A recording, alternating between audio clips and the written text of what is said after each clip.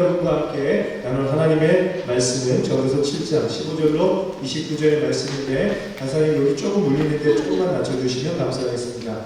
15절로 29절인데 저와 여러분이 한 절씩 전도서 7장 15절로 29절 말씀 15절 내 허무한 날을 사는 동안 내가 그 모든 일을 살펴보았더니 자기의 의로움에도 불구하고 멸망하는 의인이 있고 자기의 악행에도 불구하고 장수하는 악인이 있으니 지나치게 의인이 되지도 말며 지나치게 지혜자도 되지 말라. 어쩌에 스스로 패망하게 하겠느냐. 지나치게 악인이 되지도 말며 지나치게 우매한 자도 되지 말라. 어찌하여 기한 전에 죽으려고 하느냐. 18절 너는 이것도 잡으며 저것에서도 내 손을 놓지 아니하는 것이 좋으니 하나님을 경외하는 자는 이 모든 일에서 벗어날 것이니라. 지혜가 지혜자의 성 가운데 있는 10명의 권력자들보다 더 능력이 있게 하느니라. 선을 행하고 전혀 죄를 범하지 아니하는 의인은 세상에 없기 때문이로다. 또한 사람들이 하는 모든 말에 내 마음을 두지 말라. 그리하면 내 종이 너를 저주하는 것을 듣지 아니하리라. 너로 가끔 사람을 저주하였다는 것을 내 마음으로 알고 있느니라. 내가 이 모든 것을 지혜로 시험하며 스스로 이르기를 내가 지혜자가 되리라 하였으나 지혜가 나를 멀리 하였도다. 이미 있는 것은 멀고 또 깊고 깊도다. 누가 능히 통달하리라.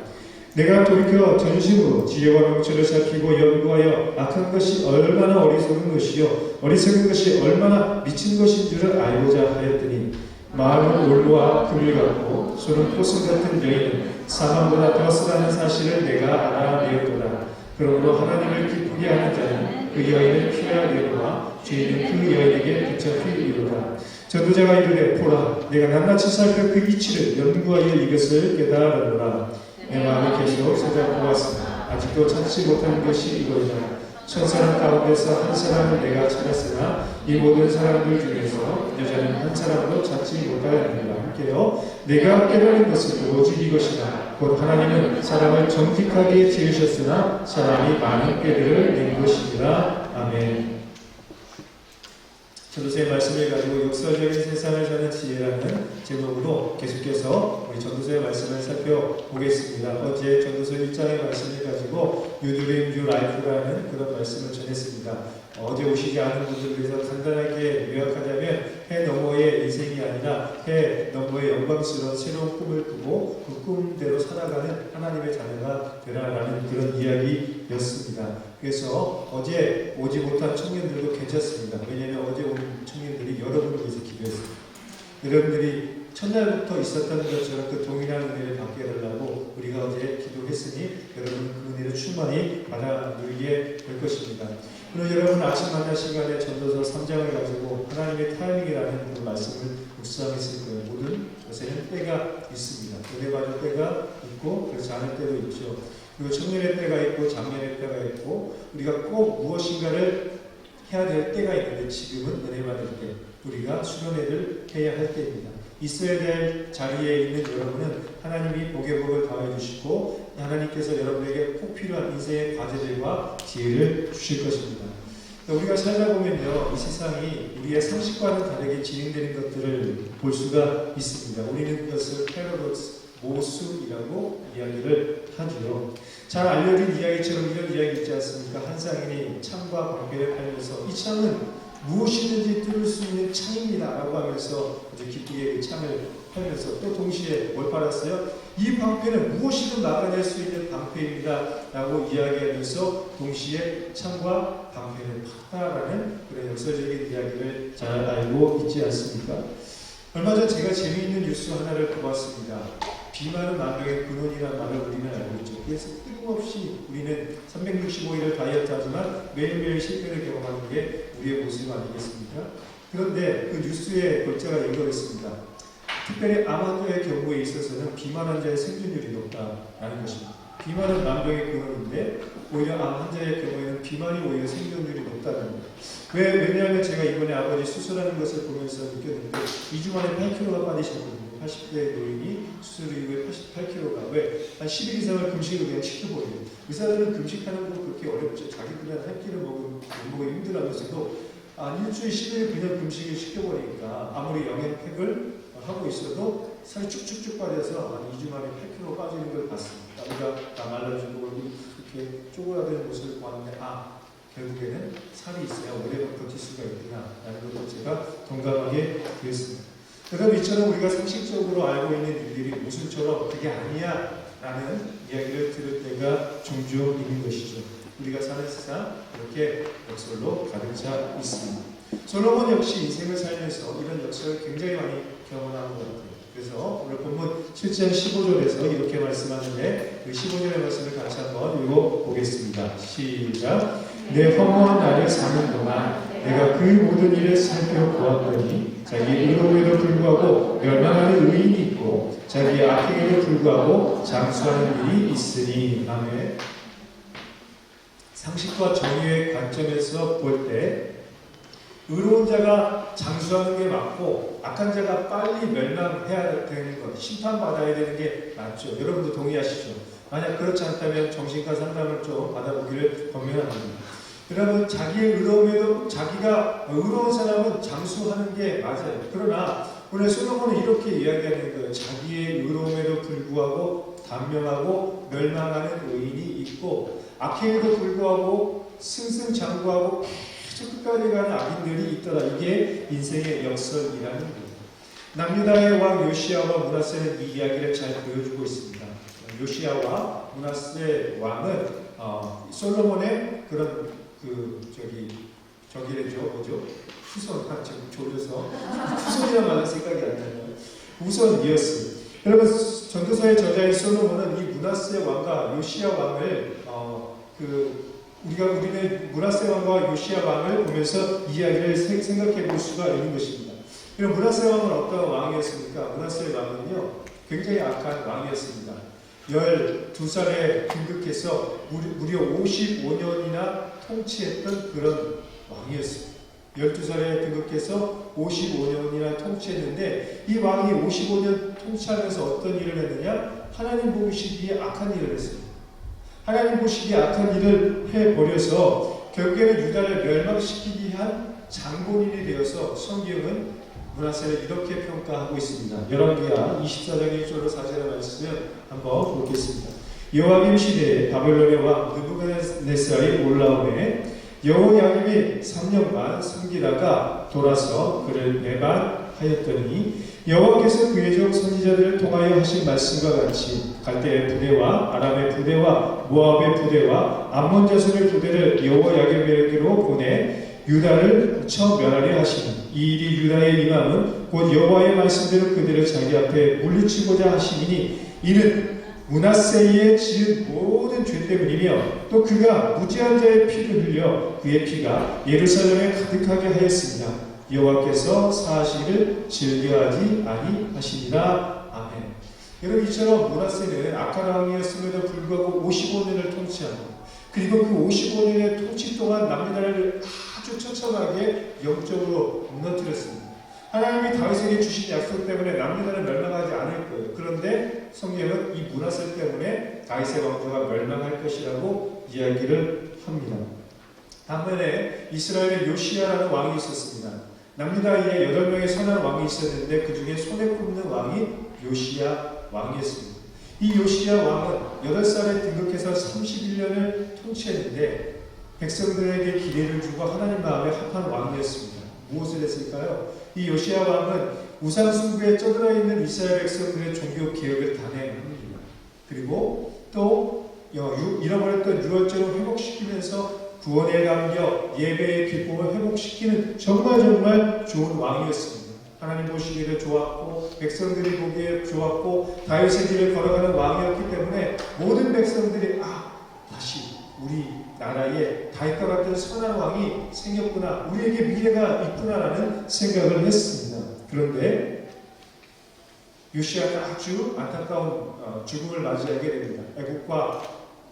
애국과 아수르가 패권 전쟁을 하는 그 틈바구니 속에서 굳이 요시야가 출전하지 않아도 되는데 출전해서 무깁도라는 곳에서 죽임을 당합니다. 이거 굉장히 충격적인 사건이었습니다. 얼마나 이스라엘 백성들에게, 유다 백성들에게 충격적이었던지 후에 일어날 영적 대전쟁을 이스라엘 사람들은 이렇게 불렀습니다. 아마겟돈 전쟁.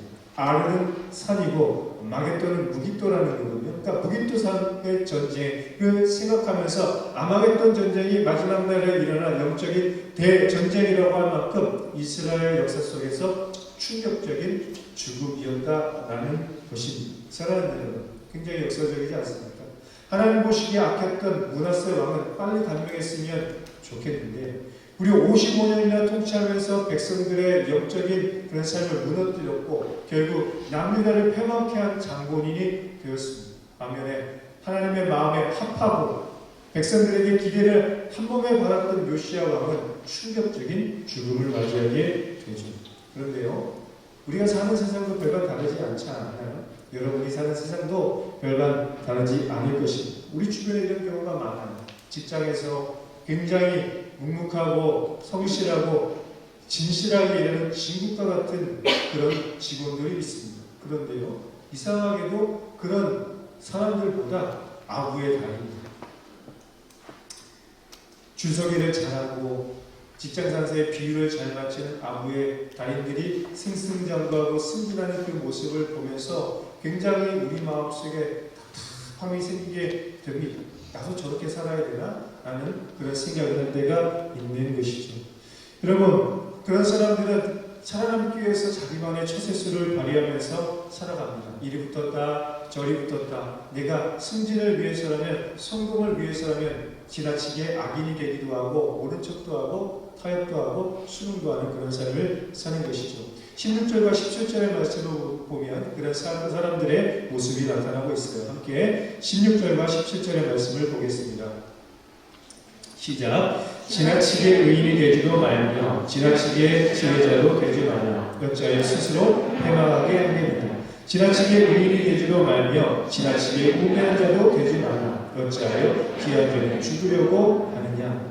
저는 이 말씀을 묵상하면서 이런 종류의 한 세 종류의 사람들이 있겠구나라는 그런 생각을 해보았습니다. 첫 번째 부류의 사람들은요, 극단적인 극단을 선택하는 사람들이에요. 저 말씀처럼 지나치게 의인이 되고 지나치게 악인이 되는 그런 사람들이 있습니다. 마치 바리새인처럼 자기 의와 자기 만족을 추구하면서 지나친 의인이 되어서 남들도 책망하고 나만의 기준으로 사람들을 잣대를 삼는 그런 지나친 의인들이 있죠. 반면에 지나친 악인들이 있습니다. 세리와 창기처럼 어떻습니까? 자기의 만족과 쾌락을 위해서 그렇게 살아가는 사람들이 있습니다. 이 두 종류의 사람들은 모두 우리에게 부담을 줍니다. 지나친 의인, 지나친 악인은 우리에게 부담을 줍니다. 두 번째 부류의 사람은 어떤 사람이냐? 타협하고 순응하는 삶을 사는 사람입니다. 이 사람들의 특징은 나는 아무런 목표가 없어. 그냥 가늘고 길게만 가면 됩니다. 그냥 난 이 직장에서 그냥 가늘고 길게만 가면 됩니다. 라고 하면서 줄서기와 줄타기에 고개를 잘 하는 그런 사람들이 있습니다. 아마 여러분 직장에도 그런 사람들이 있을 것입니다. 난 승진 바라지도 않아. 그냥 정년 때까지 그냥 가늘고 길게만 가면 나는 소원이 없어. 이렇게 이야기하는 사람들이 있다라는 것이죠. 이런 사람들은 어떻습니까? 어느 상황 어떤 사람이든지 상관없습니다. 처세술을 잘 발휘해서 줄 이리저리 왔다 갔다 하면서 끝까지 살아남는 그런 생존력이 있는 사람들인 것이죠. 세 번째 부류의 사람은 이런 사람입니다. 현실을 부정하고 도피하는 사람입니다. 그리고 모든 것들을 남탓하는 것. 나는 잘못이 없어. 세상이 날 이렇게 만들었고, 회사가 날 이렇게 만들었고, 우리 부모님 날 이렇게 키웠고, 내 주변의 사람들이 날 이렇게 만들었어 하면서 상황을 탓하고 환경을 탓하면서 모든 것을 책망하는 그런 사람들 있습니다. 오늘 여러분 어떤 모습입니까? 혹시 이 세 종류의 사람 중에 여러분의 모습이 속해 있지는 않습니까? 만약 그렇다면 오늘 이 세 종류의 모습에서 우리는 새로운 차원의 종류로 나아가야 할 것입니다. 솔로몬은 이 전도서를 통해서 우리에게 그런 인생을 살라고 말하고 싶은 거예요. 그냥 지나치게 의인, 지나치게 악인이 되는 그런 이리저리 결평전파하는 그런 인생이 아니라 새로운 종류의 인생이 있다라는 것을 말하고 싶은 거예요. 그게 뭐예요? 18절의 말씀입니다. 이 18절의 말씀을 같이 읽어볼까요? 너는 이것도 잡으며 저것에서도 내 손을 놓지 아니하는 것이 좋으니 하나님을 경외하는 자는 이 모든 것에서 벗어날 것임이니라. 아멘. 새로운 차원의 사람들은 무엇입니까? 첫 번째, 두 번째, 세 번째 종류의 사람도 아니고 네 번째 새로운 종류의 사람이 있으니 누구라고요? 하나님을 경외하는 자인 것입니다. 하나님을 경외하는 자는 이 세 종류의 사람들과는 전혀 다른 결로 살아갑니다. 이 세상에는 의인과 악인이 있고 양과 염소가 교회 안에도 있죠. 누가 악인인지 누가 의인인지 알 수가 없는 거예요. 좋은 사람인 줄 알고 만났더니 안 좋은 사람인 거예요.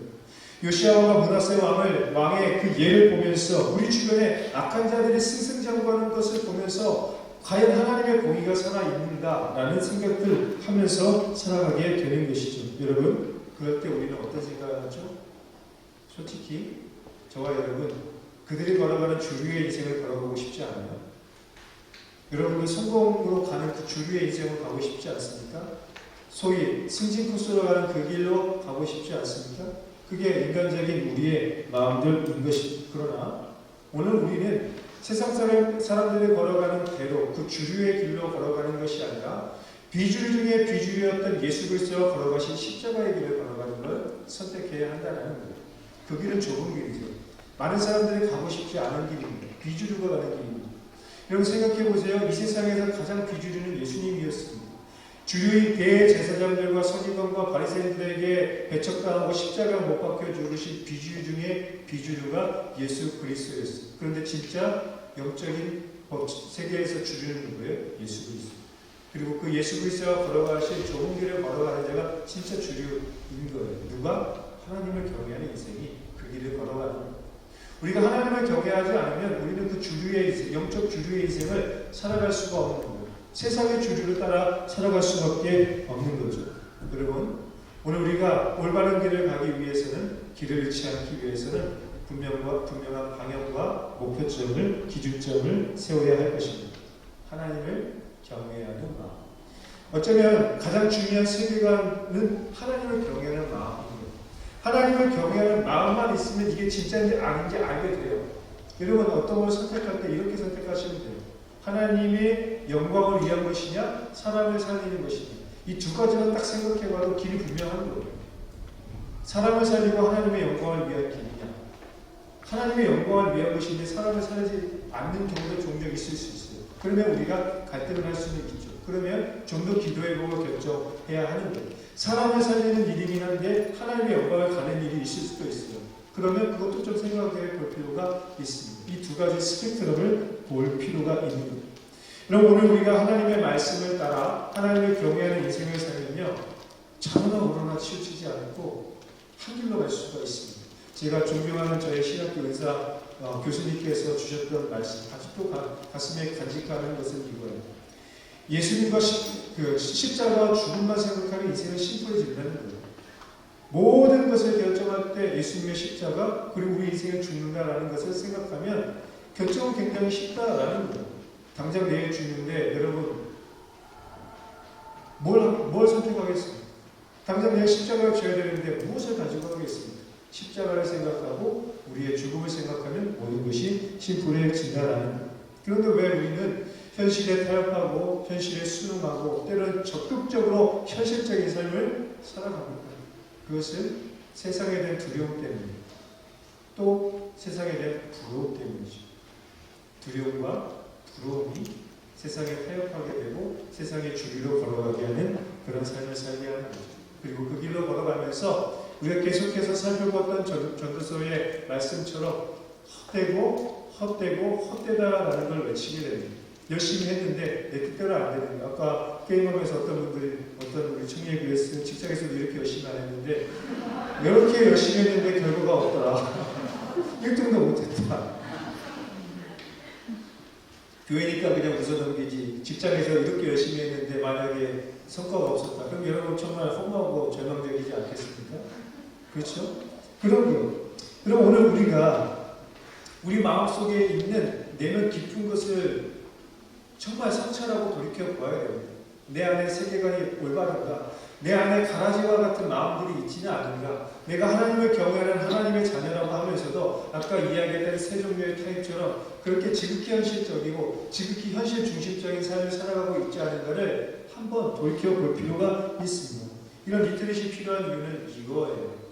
이번 리트릿을 통해서 말씀을 깊이 있게 또 말씀을 무게 있게 한번 묵상하고 붙잡으면서 내 인생 전체를 다시 한번 튜닝하는 시간이 이번 수련원의 기간인 것입니다. 저는 오늘 이번 리트릿을 통해서 여러분의 마음이 튜닝되기를 예수님의 이름으로 축원합니다.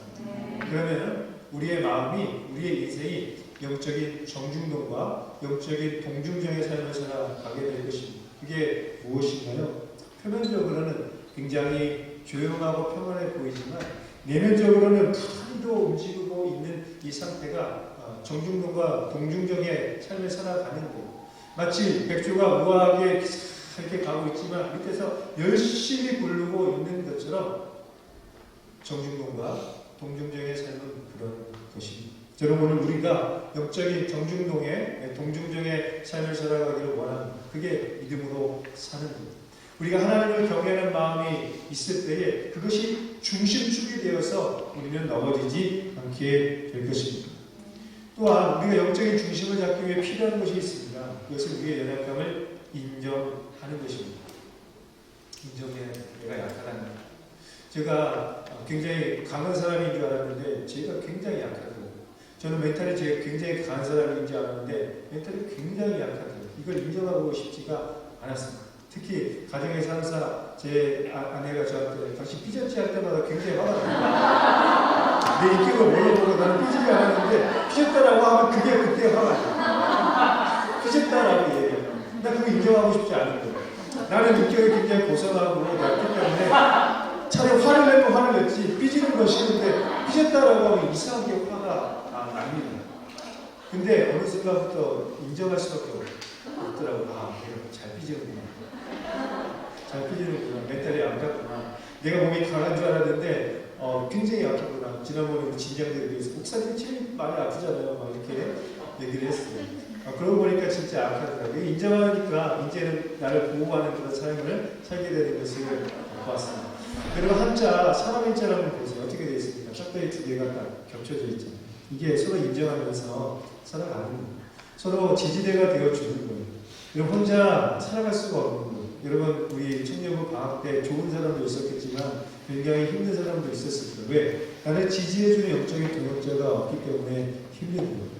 그래서 우리는 우리의 연약함을 인정하고 서로 보호하고 서로 불쌍히 여기면서 살아가야 할 것입니다. 상대방이 약하다는 것을 인정하고 나 자신이 약하다는 것을 인정할 때 그때 뭐가 생기냐면요. 불쌍한 마음이 생깁니다. 결혼을 해보니까 사람도 있지만 서로를 불쌍히 여기는 마음으로 살아갈 때가 많아요. 그러면 용서가 됩니다.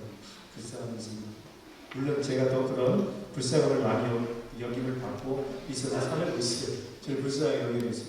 그러니 우리는 서로 좀 불쌍히 여겼으면 좋겠어요. 여러분 불쌍하잖아요. 여러분 한 주간의 삶도 얼마나 불쌍했습니다. 그렇죠. 지금 이 수련회에 오려고 2시간 열심히 운전해오고 또 이 저녁 집회라도 참석하려고 달려온 저 두 명의 귀한 용사들 이름도 용사라고 했잖아요. 그래서 너무 귀한 용사라 아닌가요? 맞아요.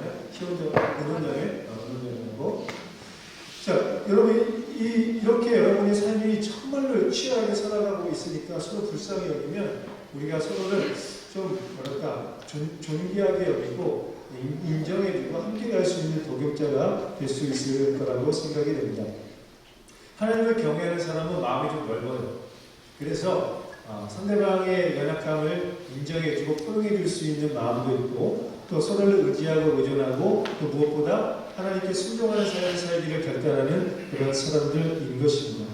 그래서 저는 오늘 우리의 연약함을 인정했으면 좋겠어요. 하지만 사실 연약함을 인정하는 것은 정글에서는 죽기를 각오하는 행동입니다. 우리 안에서는 연약함을 인정하고 고백하면 불쌍히 여겨주고 세워주고 인정하고 지지해주려고 이렇게 하잖아요. 그러나 여러분 직장에서 여러분의 연약함을 인정해봐요. 그러면 정리해고 대상 1순위가 될 수도 있는 것입니다. 밀림에서는 벗어나게 되고 또 사자와 같은 맹수들, 사탄 마귀는 우리가 그 연약함을 보면 그 틈을 잡아서 죽이려고 하는 것이죠. 하지만 우리는 역사적으로 약할 그때에 우리를 강하게 하시는 하나님을 믿고 우리의 연약함을 끊임없이 고백하는 그런데 사람 앞에 나아가서 나 약합니다. 나 우리 기도의 동역자들 앞에서 나의 약함을 고백하는. 제가 우리 리더십들에게 저의 기도 제목을 중보기도를 많이 요청을 했었습니다. 쉽지는 않았어요. 목사가 이렇게 기도 요청, 여러분들은 저한테 쉽게 기도 요청을 하지만 저는 여러분들에게 기도 요청을 하는 게 쉽지는 않아요. 여러 다른 생각들을 할 수가 있습니다. 그러나 이번에는 제가 삶이 우리 개인 가정의 아버지의 급박한 상황이기도 했고 또 여러분에게 보여주고 싶었습니다. 중보기도를 요청해야 합니다. 나의 연약함을 인정하고 중보기도를 요청하는 것이 그게 믿음으로 살고 그게 함께 공동체로 살아간다는 것을 보여주고 싶었습니다. 그래서 여러분들에게 특별히 순장들, 순장 라인 공동체 전체로 제가 하지 못했지만 우리 순장들과 중보기도 팀에게 중보기도를 요청했습니다. 얼마나 많은 청년들이 기도했는지 몰라요. 어떤 청년은 죄송한 표현이지만 귀찮다 싶고 매일 어때요? 막 물어보고 기도해주는 청년도 있었고 기도의 찬양을 녹화해서 보내주는 그런 청년도 있었고 또 그런 청년들 때문에 굉장히 힘이 났습니다. 수련을 준비하는 그 한 달간에 2주 동안은 제가 병실의 간병인의 보조의자에서 자면서 의자 안에서 설교 준비하고 그런 시간을 2주를 보내고 있었습니다. 그런데 그런 여러분들의 기도의 힘이 굉장히 힘이 되었고 결과적으로 너무나 감사한 것은 수술을 딱 했는데 사실은 합병증이 왔어요. 합병증이 와가지고 다시 2차 수술을 해야 되는 어려움이 왔어요. 제 멘탈이 무너졌어요. 이제 수련회도 바로 코앞입니다. 수련회 직전에 그러니까 지난 수요일이죠. 2차 수술을 해야 되고 10일간에 또 투병을 해야 되고 호수를 띄고 생활을 해야 된다는 것 때문에 아무도 어떻게 할 수 없는 상황이었습니다. 그런데 간증을 하자면 기적이 일어났어요. 의사들도 의아하게 CT상에 그리고 내시경상에 분명히 14cm 이상의 농양이 있었는데 열어보니까 없는 거예요. 의사들도 황당한 사건인 거예요. 기적이구나. 제가 그래서 다시 확인했어요. 이게 의학적으로 기적이 맞습니까? 기적이 맞습니다. 그래서 황당한 거죠. 그리고 또 감사하기도 합니다. 저는 그때 그걸 느꼈어요. 이것이 중보기도의 힘입니다. 제가 지난 수요일에 중보기도에 대해서 설교하러 올라가기 직전에 바로 아버지는 수술대로 가셨고 설교하러 직전에 바로 수술이 끝났다라는 그런 문자를 받고 나아갔어요. 그러면 하나님을 경외하고 신뢰하고 나의 연약함을 인정했더니 하나님이 일하십니다. 나의 연약함을 통해 하나님은 강하게 하셨고 나의 연약함을 통해 간증거리를 생기게 하셨고 나의 연약함을 통해서 공동체가 함께 하나님께 영광을 돌리며 아멘할 수 있는 은혜를 주시는 겁니다. 사랑하는 여러분, 우리끼리 좀 연약함을 인정해보면 어떨까요? 저 아까 굉장히 좋았던 거 있어요. 미안하지만 우리 아까 우리 찬양 살짝 미스가 났잖아요. 근데 여러분 뒤에서 우 오히려 이렇게 하면서 찬양해주는 그 모습이 너무 좋았어요. 아마 찬양인데 딱 삐죽삐죽 이거 뒤에 엄청 힘들었을 거예요. 근데 여러분들의 그 순간에 아니야 괜찮아 우리 함께 찬양하는 거야. 우리가 함께 기쁨으로 찬양하면 되는 거지 하면서 여러분들이 그 모습을 보여주는데 약간 찌릿한 그 느낌이 왔습니다. 찬양하는 게 너무나 좋았어요. 여러분 이게 공동체의 이유 같습니다. 사실 저에게는 그런 모습이 굉장히 약합니다. 저는 정의의 사도이기 때문에 찌는 오는 사람들은 날 그렇게 생각하고 있다는 사람들이 거예요. 그런데 이게 굉장히 우리에게 필요하고 중요하다는 것들을 조금씩 느껴가고 있습니다. 사랑하는 여러분, 우리 서로 약하다는 걸 인정하고 서로 의지하고 노력합시다. 그래서 공동체가 필요합니다. 아까 여러분 뛰놀면서 그렇게 하나 되고 저기 우리 주리 수장이 이번에 여러분들 사진 찍어주려고 저거 본인이 샀대요. 물론 여자친구를 위해서는 샀다고 하지만 사실은 그렇게 얘기하지만 공동체를 위해서 헌신한 거 아니겠습니까? 여러분들 아니고요? 여자친구를 위한 건가요? 아무튼 그런 여러분들의 모습들이 저게 걸려있는 모습들 그리고 우리 오픈 채팅방에 올라오는 그 사진 하나가 우리가 서로가 하나 되어가고 있는 그런 모습들 아니겠습니까? 사랑하는 여러분, 공동체가 되어갑시다. 연약한 우리의 모습들을 인정하면서 약할 때도 강할 수 있다는 그런 역설의 믿음을 가지고 서로를 의존하며 나아갔으면 좋겠습니다. 우리는 사탄과 세상을 이길 수 없지만 하나님은 우리의 목자가 되어주시고 우리의 아버지가 되어주시면 우리는 이길 수 있습니다. 제가 사는 아파트에 시베리안 허스키가 있습니다. 그래서 가끔 제가 엘리베이터를 타다 깜짝깜짝 놀라요. 일단 저는 원래 걔를 싫어하거든요. 무서워요. 싫어하기보다 무서워요. 제가 덩치는 이렇지만 걔를 굉장히 무서워합니다. 그런데 제가 우리 아이들하고 탈 때는 용기를 받아요. 아이들을 엘리베이터 구석으로 몰아놓고 제가 이렇게 그리고 기사들을 가게 하는 거예요. 우리 아내랑 탔습니다.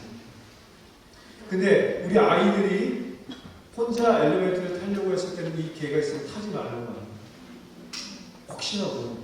그런데 제가 있을 때는 아이들이 당당하게 탑니다. 왜? 제가 커버를 주기 때문에. 일단 아빠가 물리고 있을 때 도망간 거예요. 확실히 있는 거예요. 나는 아빠를 내어드리고 내가 살겠다는 그런 마음이 분명히 그런 마음이 있는 것 같아요. 괜찮습니다. 그게 아빠의 삶이니까. 여러분, 우리의 하나님이 그런 거예요. 우리를 이렇게 커버해 주시고. 그러니 여러분, 내 낯을 인정하고 주님의 품 안에 숨는 우리가 되었으면 좋겠습니다. 그거는 연약한 게 아니에요. 무지한 게 아니에요. 약한 게 아니에요. 강해지는 것입니다. 사랑하는 여러분, 영적인 중심을 또 바로잡았으면 좋겠습니다. 저는 영적 중심을 바로잡기 위한 한 가지의 또 비결로 여러분에게 낙법을 추천합니다. 낙법을 배우십시오. 영적인 낙법을 배워야 합니다. 아까는 밥 먹으면서 어떤 우리 자매하고 이야기했는데 2016년에 제가 왔을 때 잘 아시죠? 전임 목회자였던 최지훈 목사님과 제가 강단에 서서 소개를 받았습니다. 두 사람이 운동권인데 이 사람이 유도 선수일까요? 이 사람이 축구 선수일까요? 물론 모두가 저를 유도 선수로 지목을 했었습니다. 그런데 저도 한때는 학기도를 했기 때문에 낙법을 외웠습니다. 그래서 저는 넘어지는 걸 그렇게 두려워하지 않습니다. 달려가다 뭐 이렇게 축구하다가 딱 넘어지면 그냥 굴러버리면 안 다쳐요. 다치는 사람은 안 넘어지려고 뻗댕기다가 팔을 짚어서 팔이 끊어지는 큰 낭패를 당하게 되죠. 여러분, 오히려 넘어질 때는 과감하게 낙법을 치며 넘어지는 게 다치지 않습니다. 영적인 낙법, 그게 무엇일까요? 엎드려 있는 것입니다. 하나님을 경외하는 인생은 이미 엎드려져 있습니다. 날마다 엎드려 기도하니 사실 넘어질 일이 없는 거예요. 너희는 선줄로 생각하지 말라, 넘어질까 조심하라는 예수님의 말씀처럼 우리가 꿋꿋이 서 있기 때문에 넘어지며 다치는 것입니다. 낙법이란 이미 엎드려져 있는 것이고 넘어질 때 과감하게 겸손히 부르는 거예요. 그러면 다치지 않습니다. 연약함을 인정하고 하나님께 엎드려 나아가는 영적 낙법을 통해서 우리는 넘어지지 않고 중심을 잘 잡게 될 것입니다. 느헤미야는 우리에게 이런 영적 중심 잡기의 모습을 잘 보여주고 있는데 좀 긴 말씀이지만 한번 읽어볼게요. 느헤미야 5장 14절로 15절 그리고 19절의 말씀인데요. 우리 14절과 15절은 자매님들이 그리고 19절의 말씀은 형제님들이 한번 읽어보도록 합시다. 시작. 또한 네가 땅 충족으로 사용을 받는데 돌아가서 우리 20년부터 30년까지 12년 동안은 나와 내 형제들이 천국의 복을 먹지 않는.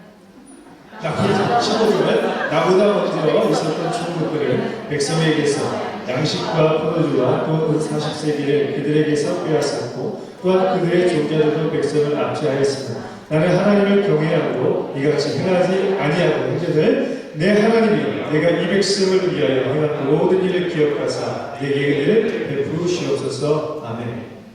느헤미야는 무너진 성벽을 재건하는 일에 인생을 걸었습니다. 잘 살고 있던 페르시아의 그런 관리였지만 그 삶을 내려놓고 회파된 예루살렘 성벽을 재건하기 위해 머나먼 땅으로 왔습니다. 하지만 굉장한 반대에 부딪혔고 현실적인 한계를 많이 느꼈습니다. 현대 기술과 장비로도 하기 힘든 그 성벽 재건의 프로젝트를 단 52일 만에 이뤄내는 쾌거와 기적을 이루었는데 어떻게 됐을까요? 사실 느헤미야도 현실을 타협하고 순응하고 싶었을 거예요. 이 말씀처럼 나보다 먼저 있던 총독들은 이라고 하면서 그들의 삶을 얘기했죠. 그건 뭐예요? 나도 사실 그렇게 하고 싶은 마음도 있었다라는 거예요. 아무것도 하지 않았다. 그 자신의 이익을 위해서 살아갔던 나보다 있었던 총독들처럼 나도 그렇게 살고 싶은 유혹도 있었을 것입니다. 그렇지 않았을까요? 느헤미야도 사람이기 때문에 그런 마음이 당연히 드는 거예요. 하지만 그 다음이 중요하죠. 느헤미야가 뭐라고 이야기를 하는 거예요? 그 모든 마음들을 이길 수 있는 비결이 뭐예요? 나는 하나님을 경외함으로 나는 그 마음입니다. 그리고 19절의 말씀처럼 내게 은혜를 베풀어 주시고 내가 행한 일들을 기억해달라는 그 믿음인 것입니다. 사랑하는 여러분, 우리도 불가능한 상황을 보면 좌절하고 절망하고 포기하고 싶을 때가 있습니다. 그때 우리에게 필요한 마음은 뭐예요? 나는 하나님을 경외하노 라는 그 믿음의 고백입니다. 그리고 하나님의 은혜를 베풀어 달라는 기도, 하나님께서 나를 기억해 주실 것이라는 그 믿음의 확신이 우리에게 있어야 할 것입니다. 사랑하는 여러분, 우리가 하나님을 경외하고 순종하려고 할 때 하나님은 우리에게 길을 보여주실 것입니다. 그런데 신기한 건요, 하나님의 길은 처음부터 잘 보이지 않습니다. 하나님의 길은 걸어가면서 보입니다. 왜냐하면 처음이 좋은 분이기 때문에. 세상에 보는 이미 대로이니까 잘 보여요. 그 길인 것 같아요. 그런데 가보면 그 길의 끝은 허무함이죠. 그런데 하나님의 길은 처음에는 굉장히 허름한 것 같아요. 안개가 껴있는 것 같아요. 좁은 문이에요. 그런데 걸어가면서 길이 분명히 보이고, 걸어가면서 길이 넓어지고, 걸어가면서 길이 확실한 거예요. 그런데 왜 우리가 그 길을 못 가는 거예요? 순종으로 그 길을 가보지 못하니까 하나님의 길을 못 본 것입니다. 사랑하는 여러분, 하나님을 신뢰한다면, 경외한다면 길을 걸어보는 거예요. 일단 말씀하시면 순종하고 가는 거예요.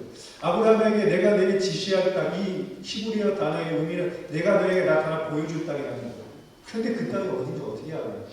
하나님이 알려주신 건 단 한 가지예요. 가나안 땅이라는 큰 땅, 그 한 가지를 가르쳐줬어요. 아브라함은 어떻게 했을까요? 그냥 매일매일 묵묵히 한 걸음 한 걸음 순종하다 보니까 가면서 길이 보이는 거예요. 그 길을 따라 왔더니 하나님이 아브라함에게 나타나 주셨다라는 것이죠. 하나님의 길을 보고 싶습니까? 하나님의 뜻을 확신하고 싶습니까? 그러면 한 발 한 발 걷는 거예요. 잘 안 보여요. 마치 예전에 인디아나 존스 보면 그 성배 찾아갈 때 있잖아요. 발을 내디뎌야 되는데 낭떨어졌잖아요. 그런데 내디뎌보니까 이제 길이 생기는 그런 신기한 그런 모습들이 있었는데 저 다른 세대인 것 같거든요.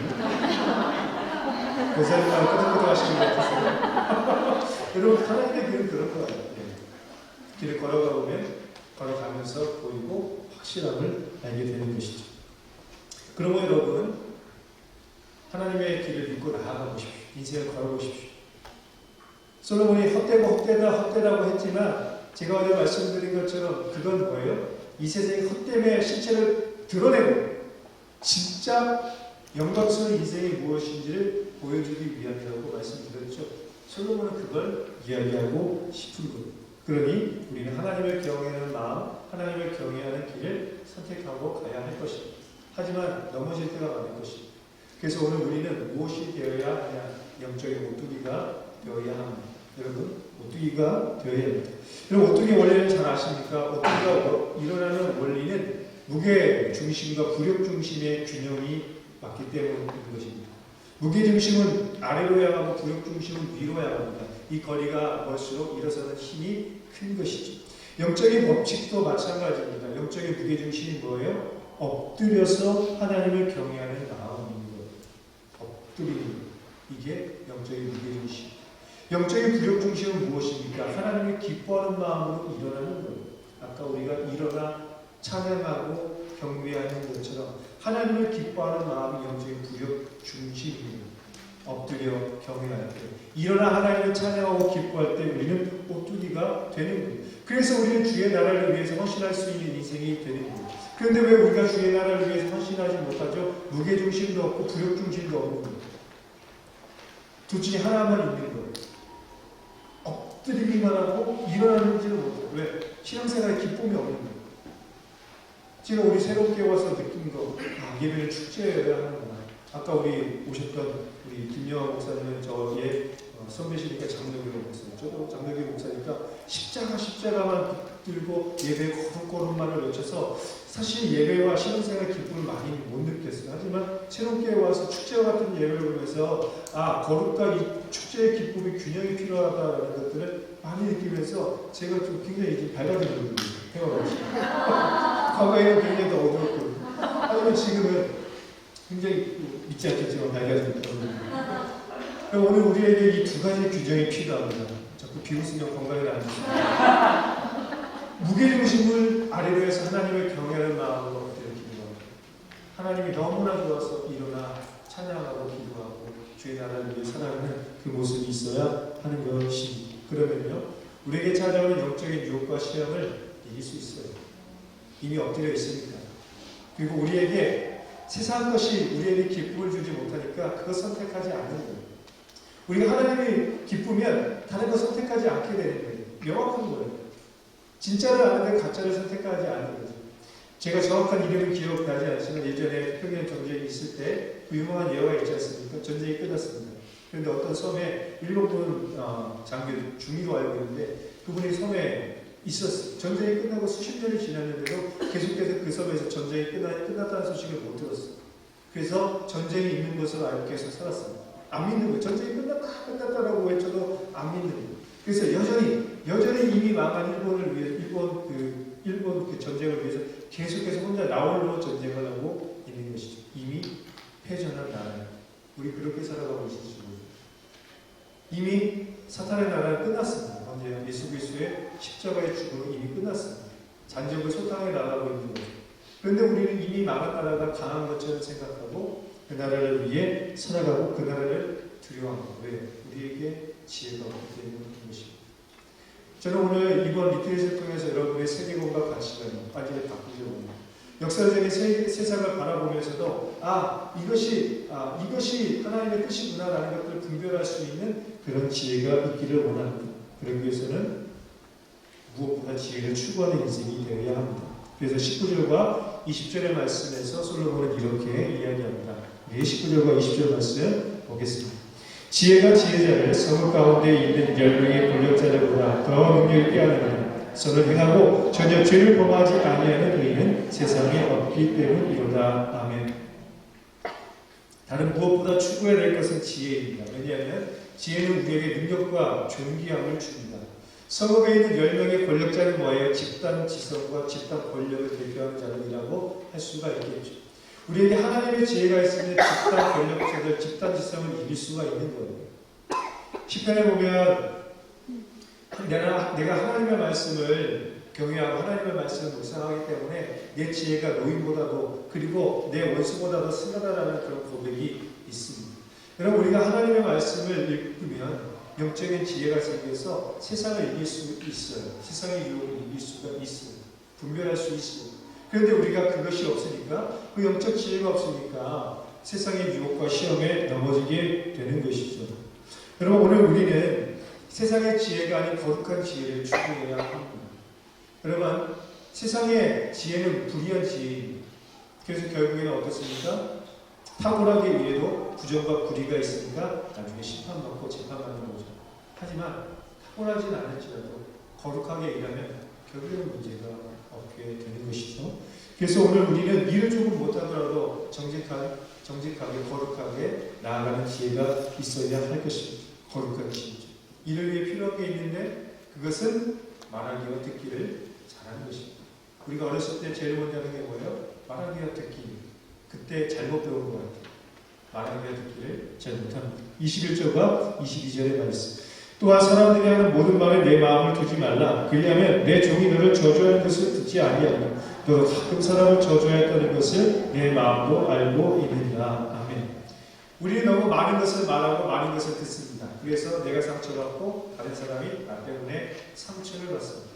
다른 사람을 향해 하는 말처럼 재밌는 게 없어요. 아마 여러분 보고 다른 사람의 뒷담화를 하라고 하면 2박 3일 수련회를 기쁘게 할 수 있습니다.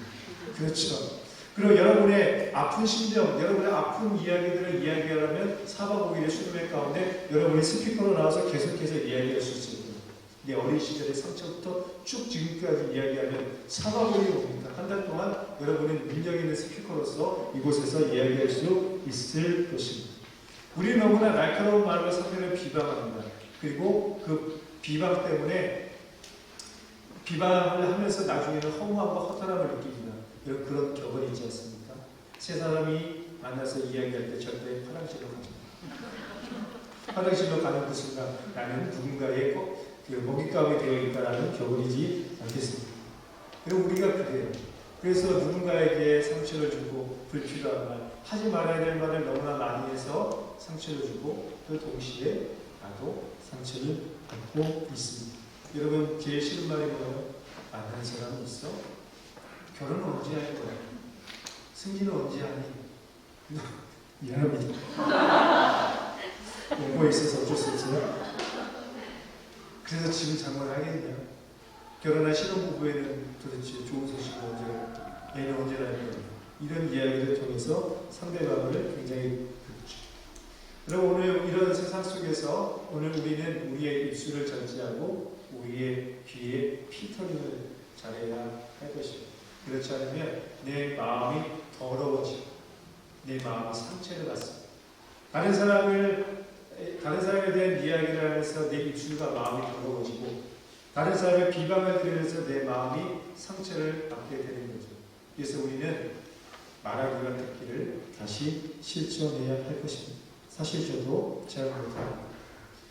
오늘 우리는 호기심과 질투 때문에 찾아오는 가십에 너무 관심이 많습니다. 그러나 오늘 우리에게 필요한 것은 사랑을 살리는 가스펠을 추구해야 하는 것. 가십이 아닌 가스펠을 말해야 한다라는 것입니다. 그렇지 않으면 오늘 우리는 너무나 참 험한 인생을 살다가 그렇게 끝날지도 모르겠습니다. 또 더 나아가서 오늘 여러분에게 말씀드리고 싶은 것은 올바른 진리와 지혜를 분별할 수 있는 영적 분별력을 가지십시오. 오늘 세계관 특강을 제가 기획하면서 굉장히 고민을 많이 했어요. 이거 뭐가 힘든데? 뭐가 힘든데? 그리고 그 커리큘럼을 제가 얘기했어요. 목사님, 요 내용을 이렇게 찍어주십시오. 이번에 전도서를 하니까 이 내용을 이렇게 찍어주셔서 그렇게 갔으면 좋겠습니다. 라고 그 커리큘럼을 제가 제시를 했어요. 그만한 능력이 있으신 분이니까 그렇게 제시를 했어요. 왜? 이번 수련의 목적은 어쩌면 딱 하나인 거예요. 우리의 세계관이 바뀝니다. 우리의 세계관과 가치관이 바뀌고 모든 게 바뀝니다. 세계관과 가치관이 안 바뀌면 입술도 안 바뀌고 귀도 안 바뀌고 내가 듣고 싶은 걸 듣고 싶어지니까. 그래서 오늘 우리의 세계관을 바꿔야 합니다. 왜냐하면 세상에 거짓된 사상들 아까 많이 들으셨죠? 마르크스의 그런 사상들, 그 유물론 등등, 특별히 해체주의 이런 포스트 모던의 사상들이 우리의 시대에 이미 다 물들어 있습니다. 여러분은 포스트 모던의 딸들이 이미 여러분은 물들어 있어요. 아니라고 생각합니다. 해석학적 진공 상태는 없다라는 말이 있습니다. 우리는 이미 전제를 가지고 있어요. 그게 뭐예요? 세계관입니다. 여러분이 이미 전제가 있어요. 세계관을 가지고 나름의 철학이 있어요. 우리는 나름의 개통 철학이 있어요. 세계관이 있어서 그 필터를 가지고 모든 걸 바라보는 것이죠. 뿐만 아니라 이단들의 사상들이 우리를 가스라이팅합니다. 이단들이 여러분의 가까이 있죠. 그래서 그것을 분별할 수가 있어야 합니다. 현대의 문화가 보여주는 쾌락과 즐거움, 중독의 늪을 이겨내려면 우리에게 그런 가치관의 분명한 세계관이 있어야 한다는 것입니다. 그래서 이 역사적인 세상을 살아가기 위해 필요한 것은 지혜로 우리의 마음을, 진리로 우리의 마음을 무장하는 것입니다. 성경적인 세계관과 성경적인 가치관과 성경적인 성공관도 우리의 생각을 바꿔야 하는 것입니다. 우리가 세상에서 교육받았던 그 가치관대로 살아가면 하나님을 경외하는 인생이 될 수가 없습니다. 세상을 경외하는 인생이 되는 것이지 하나님을 경외하는 인생이 될 수 없습니다. 진리와 거짓 사이에서 갈팡질팡하는 인생이 되지 말고 블랙홀처럼 우리를 빨아들이고 있는 죄의 늪으로 빠지지 않기 위해서는 우리의 마음을 지켜야 합니다. 26절의 말씀 보니까 이렇게 기록하고 있습니다. 마음은 올무와 같고 손은 포승 같은 여인은 사망보다 더 쓰다는 사실을 내가 알아내었다. 그러므로 하나님을 기쁘게 하는 자는 그 여인을 피하려니와 지혜는 그 여인에게 붙여 피리로다. 아멘. 죄는 올무와 포승줄처럼 우리를 올가매합니다. 중독은 블랙홀처럼 빠져나올 수 없어요. 마약 중독 여러분 빠져나올 수 없어요. 많이 봐서 모르지만 계속해서 반복적으로 투약을 해서 이렇게 재판받고 있는 연예인들의 소식을 우리가 잘 듣잖아요. 왜 그래요? 빠져나올 수가 없는 거예요. 그래 우리는 그걸 멀리해야 되지. 나는 의지가 굉장히 강해서 저렇게 나약한 사람들처럼 나는 빠지지 않아. 한 번에 그냥 털고 일어날 수 있어 라고 하는 사람은 중독자의 가능성이 더욱 높아요. 그럼 우리는 우리의 연약함을 인정하면서 그것을 멀리해야 합니다. 지혜의 왕이었던 솔로몬이 그렇지 않았습니까? 지혜의 왕이었던 이 솔로몬, 각국의 공주들과 정략 결혼을 했습니다. 신명기 말씀에 왕은 아내를 많이 두지 말라고 했어요. 그런데 얼마나 뒀어요? 1000명이나 되는 아내를 두었죠. 그만큼 나라가 완성하고 국력이 셌던 것이긴 합니다. 그런데 하나님의 말씀을 따라 하지 아니하고 정치적인 또 국제 외교의 그런 수수가 밝아서 그렇게 많은 여인을 두었더니 뭐했습니까? 그 여인들을 위해 이방의 신상을 지어주고 결국에는 그 여인들의 이야기에 마음이 빼앗겨서 하나님을 떠나게 되었습니다. 여러분, 솔로몬 우리 인생의 모델 아닙니다. 나중에 여러분의 자녀들을 위해서 기도할 때 솔로몬 같은 인생을 되게 해달라고 기도는 아닙니다. 전반부의 솔로몬은 괜찮지만 아내를 만드는 솔로몬은 그렇지 않습니다. 그래서 성경은 이렇게 평가합니다. 열왕기상 11장 1절로 3절의 말씀, 그리고 9절로 11절의 말씀인데요. 솔로몬 왕이 바로의 딸 외에 이방의 많은 여인을 사랑하였으니 곧 모압과 아몬과 에돔과 시돈과 헷 여인이라. 여호와께서 일찍이 이 여러 백성에 대하여 이스라엘 자손에게 말씀하시기를 너희는 그들과 서로 통혼하지 말며 그들도 너희와 서로 통혼하게 하지 말라. 그들이 반드시 너희의 마음을 돌려 그들의 신들을 따르게 하리라 하셨으나 솔로몬이 그들을 사랑하였더라. 왕은 후궁이 700명이요 첩이 300명이라 그의 여인들이 왕의 마음을 돌아서게 하였더라. 9절부터는 같이 읽어볼까요? 솔로몬이 마음을 돌려 이스라엘의 하나님 여호와를 떠나므로 여호와께서 그에게 진노하시니라. 여호와께서 일찍이 2번이나 그에게 나타나시고 이 일에 대하여 명령하사 다른 신을 따르지 말라 하셨으나 그가 여호와의 명령을 지키지 않으므로 여호와께서 솔로몬에게 말씀하시되 내게 이러한 일이 있었고 또 내가 내 언약과 내가 내게 명령한 법들을 지키지 아니하였으니 내가 반드시 이 나라를 내게서 빼앗아 내 신하에게 주리라. 아멘. 가장 큰 부귀와 영광을 이뤘고 지혜의 왕이라고 불렸던 솔로몬이 지혜가 없었습니다. 너무나 많은 여인들을 사랑했고 그 여인들 때문에 하나님을 사랑하지 않았습니다. 하나님을 경외해서 성전을 짓고 일천번제를 드리며 그의 백성들을 위해 그렇게 기도했던 지혜왕 솔로몬이 마음이 빼앗겨서 하나님을 떠나고 결국 하나님께서 내 손에서 내 나라를 빼앗아 줄 거야 라고 말씀하시게 됐습니다. 무엇이 문제였습니까? 멀리해야 될 것을 멀리하지 않았던 것입니다. 하나님보다 더 사랑하고 경외하는 것이 생겼기 때문인 것이죠. 그래서 오늘 우리는 멀리해야 될 것을 멀리해야 됩니다. 솔로몬이 이렇게 살았다면 우리도 충분히 그럴 수 있다는 것을 인정해야 할 것입니다. 그래서 솔로몬은 왜 그런지 이 문제를 아주 근본적으로 탐구하기 시작을 합니다. 그냥 탐구한 것이 아니라 아주 나나지 근본적으로 탐구했습니다. 도대체 어디서부터 첫 단추를 잘못 끼었습니다. 무엇이 잘못되었을까? 인생의 논의에 회고하면서 결론을 내렸습니다. 책 한두 권 읽고 결론을 내린 것이 아니라 자신의 인생 전체를 돌아보고 인류의 역사를 쭉 조망해 보면서 내린 결론이 이것입니다. 27절로 29절의 말씀. 전도자가 이르되 보라 내가 낱낱이 살펴 그 이치를 연구하여 이것을 깨달았노라. 내 마음이 계속 찾아보았으나 아직도 찾지 못한 것이 이것이라. 천사람 가운데서 한 사람을 내가 찾았으나 이 모든 사람들 중에서 여자는 한 사람도 찾지 못하였느니라. 내가 깨달은 것은 오직 이것이다. 곧 하나님은 사람을 정직하게 지으셨으나 사람은 많은 꾀들을 낸 것이니라. 아멘.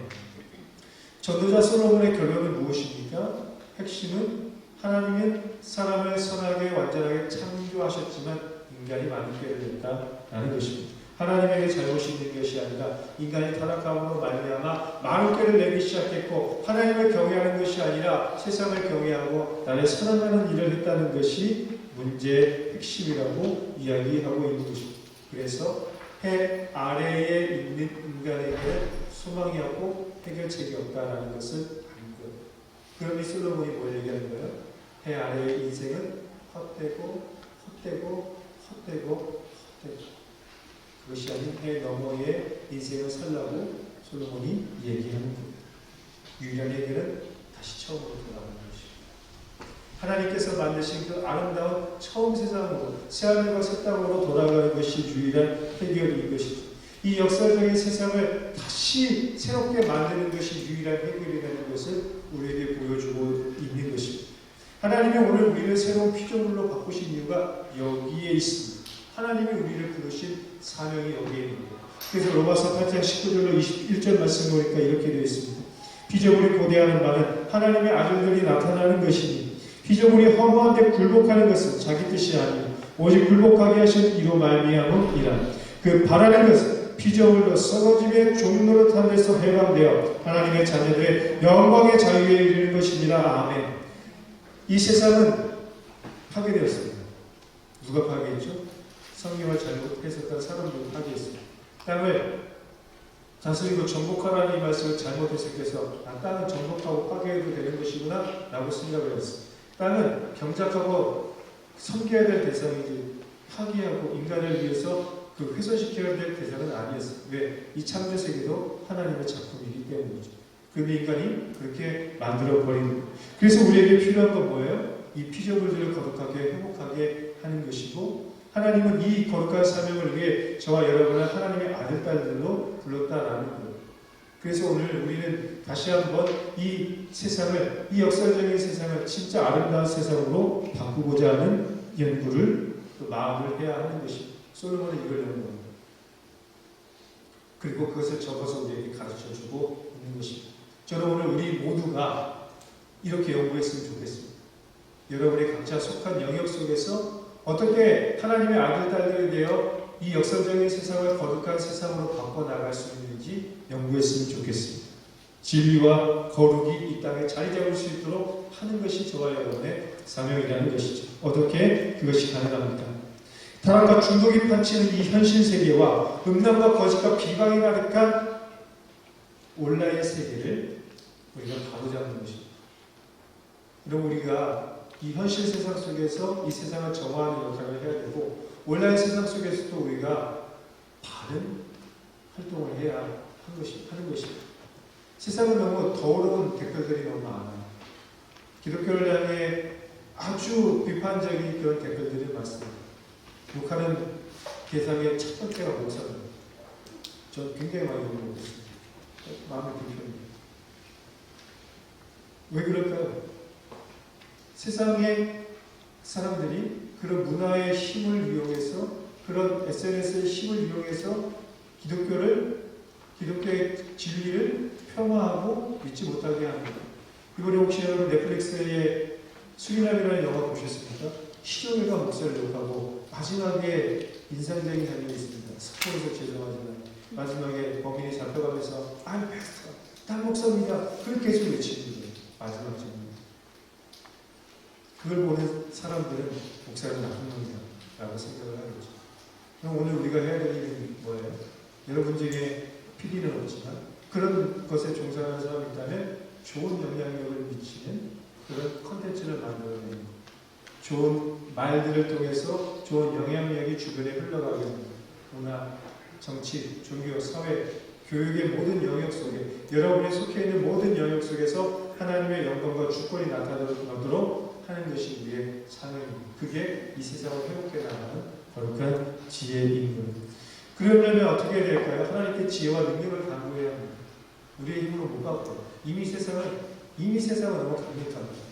여러분 우리가 교회에서 옛날에는 문화개방 하면 친구들이 왔어요. 이제 지금 문화개방 하면 아무도 안 와요. 우리 지금 이런 청년 미국에서 우리 마테파티 한다고 한번 문화개방 기획해서 해볼까요? 하나 재미 하나도 없거든요. 사실 내가 봐도 재미가 없을 때가 있어요. 목사니까 가있지. 그렇지 않아요? 여러분들 춘장이고 진작이니까 와야지. 재미없는 거 많잖아요. 우리는 세상과 싸워서 게임이 아니에요. 우리가 할 일은 세상의 문화로 그들을 이기려고 하는 것이 아니라 거룩한 문화로 그들을 이기려고 해야 하는 것. 그러려면 하나님의 지혜와 능력을 강구해야 합니다. 그럼 그 지혜가 무엇입니까? 저는 역설 중에 역설이 있다고 봅니다. 그게 바로 무엇입니까? 하나님의 사랑과 공의가 충돌한 장소, 예수님의 십자가가 역설 중에 역설입니다. 예수님의 십자가는 하나님의 역설입니다. 사랑과 공의가 만든 장소. 하나님의 아들이 인간이 되셨다는 것. 무죄하신 그분이 우리의 죄를 위해 죽으셨다는 것. 역설입니다. 역설 중에 역설입니다.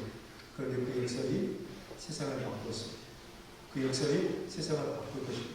우리가 그 역설의 힘을 믿으면 이 세상은 진짜 그 역설 때문에 바뀌게 될 거예요. 사랑하는 여러분, 이번 리트릿을 통해서 뉴드림, 라이프의 꿈을 꾸십시오. 하나님 나라의 새로운 꿈을 꾸고 그렇게 살아가기를 결단하십시오. 역설주기의 역설이 예수 그리스도의 십자가를 붙잡고 내게 주신 십자가를 짊어지는 예수의 제자들이 되십시오. 그게 십자가입니다. 그래서 제가 여러분에게 영적인 오뚜기가 되려고 하는 것입니다. 영적인 낙법을 배우려고 하는 것입니다. 하나님을 경외하는 무게중심, 하나님을 기뻐하는 굴욕중심을 우리가 균형을 잡을 때 우리 넘어졌으나 넘어지지 않는 불굴의 오뚜기가 될 것입니다. 이 뜻을 마치고 나면 여러분 또 계속해서 넘어지는 삶을 살게 될 것입니다. 괜찮습니다. 다시 일어나십시오. 또 일어나십시오. 주님 오시는 그날까지 일어나십시오. 그리고 넘어져서 일어나지 못하고 있는 청년들이 있다면 여러분 다가가서 이렇게 세워주십시오. 우리 새로운 청년 이후에 넘어져서 일어나지 못한 청년들이 많습니다. 저는 여러분들이 하나님께서 보내주신 지지대라고 생각을 합니다. 여러분의 수능들.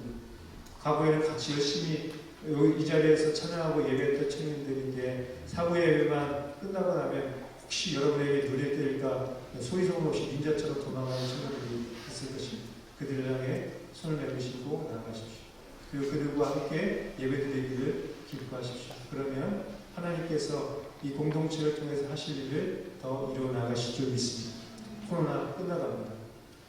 이제 우리는 다시 일어나야 할 때입니다. 우리는 하나님의 아들들이 되어서 맡겨주신 사명을 감당하고 하나님께 영광 돌리는 인생이 되어야 할 것입니다. 기도하겠습니다. 존귀하신 아버지 하나님 감사합니다. 오늘 우리가 이 말씀을 통해서 이 역설적인 세상을 살기 위한 진정한 영적인 무게중심 그리고 영적인 굴욕중심을 잡기 위한 지혜를 강구합니다. 영적인 오뚜기가 되어서 넘어졌으나 넘어지지 않게 하시고 넘어졌으나 다시 일어날 수 있는 은혜를 더해주시며 간절히 소원합니다. 우리는 너무나 연약하니 하나님 은혜가 필요합니다. 하나님 이번 리트릿을 통해서 우리 공동체가 다시 비상할 수 있도록 새로운 은혜와 기쁨을 다하여 주시옵소서. 이 모든 말씀을 살아계신 예수님의 이름으로 기도를 드립니다. 아멘.